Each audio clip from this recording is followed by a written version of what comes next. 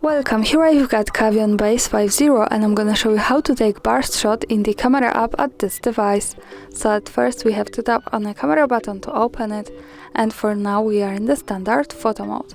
To take the burst shot here, we have to tap on the shutter button a little bit longer, so let me show you. And as you can see here we have the countdown, and maximum number of the pictures now is 40. We can also change this, so let's move to the left side at the bottom to this button to open the advanced camera settings. Now let's focus on this settings bar. We are in the general settings from the left. Let's move to the center to the picture settings, and here when we slide a little bit down we have the capture number option, so by tapping on it we can pick between 40 shots and 99 shots. And let me change this.